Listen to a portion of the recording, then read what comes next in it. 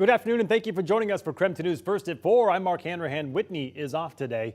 Newly found court documents are giving us more insight into a shooting at Franklin Park that left one man dead and 3 others hurt. That shooting happened back in August. And just yesterday, police announced they have arrested 5 people in connection with the shooting. 3 of those suspects are adults who now face second-degree murder and assault charges. They made their first appearance in court just a few hours ago. Court documents show that several witnesses told investigators they believe the shooting was in retaliation for a sexual assault that happened to a juvenile girl who was at the park that night. Investigators say 2 separate groups of people were drinking alcohol at Franklin Park. Multiple witnesses saw a man inappropriately touching a girl from the group he was not there with. According to court documents, witnesses said the girl was incapacitated due to drinking too much, and that led to a dispute between the 2 groups. It is important to note that Spokane police say they are not investigating a sexual assault related to this case, and that's because they could not determine if the accusations were credible. And the allegations have not been linked to the victim. Well, after the alleged sexual assault happened, a car arrived at the park. Court documents say all 3 passengers were seen wearing ski masks. The people in the car and other people in their group started shooting at the other group who was in the park, according to documents. This shooting killed 1 and injured 3 others, all from the same group. Witnesses helped Spokane police identify the shooting suspects, which later led to their arrests. In fact, DNA from one of the ski masks collected at the scene matched one of the suspects. Nigel Neal, Landon Galbraith, and Malachi Cook all appeared in court this afternoon. The judge kept each of their bonds at $1 million. The 4th suspect also appeared in court today for rendering criminal assistance in connection with the case. Well, developing tonight, the Freeman school shooter has filed a notice of appeal after he was sentenced to 35 years in prison. Back in 2017, Caleb Sharp opened fire inside Freeman High School, killing 1 student and injuring 3 others. During the trial, more than 200 people gave victim impact statements, including the student shot along with Sam Strahan's mother. Sharp shot and killed Strahan in the school hallway. Well, now Sharp's attorney must submit to the court why they are filing the appeal by October 28th. And of course, we will keep you updated once we learn more. Well, today, Spokane Police Chief Craig Meidel put the Department of Transportation on notice, saying their property, which is home to the state's largest homeless camp, could be declared a chronic nuisance. KREM 2's Kyle Simchuk is looking at what the chief is now demanding. Kyle?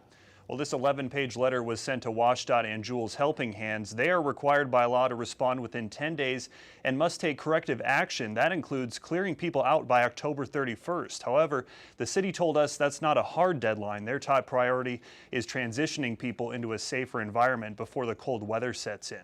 Now, this letter is the start of the official abatement process. It's also intended to bring some urgency. The notice lays out a long list of nuisance activities officers have documented over the last several months, including fights, threat to people and businesses, items being thrown onto the freeway, human waste inside the camp, and people using and selling drugs on the property, among other things. This summer, we first reported someone at the camp launched a drone and attacked a Spokane police drone, which was searching for burglary suspects. The chief says those men broke into the Make-A-Wish Foundation's office and stole a laptop.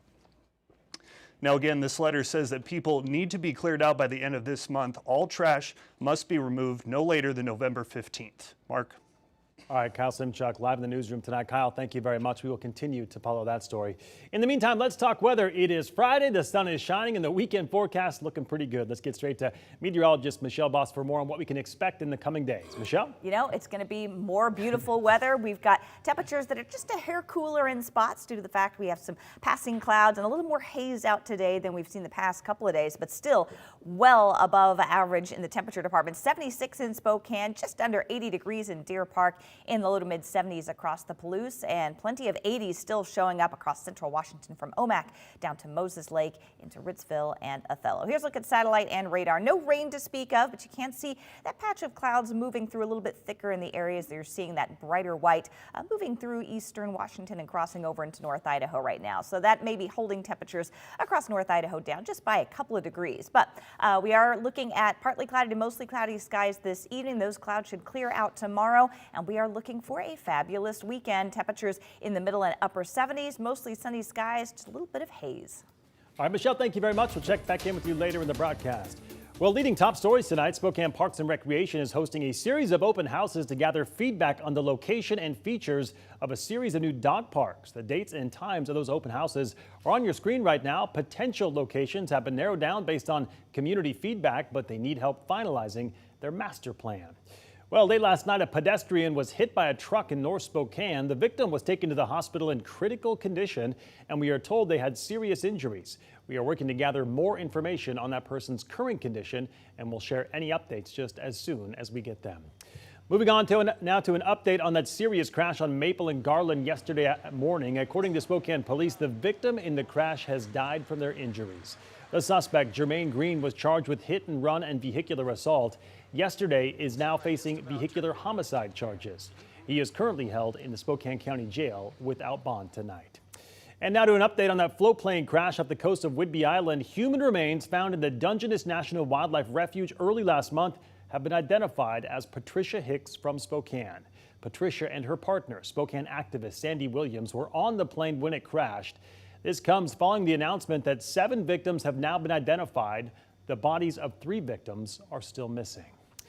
Looking ahead to tomorrow now, Gonzaga fans get excited because craziness in the kennel returns. Hard to believe it's already here. This event is the first look at the 2022-23 men's basketball team.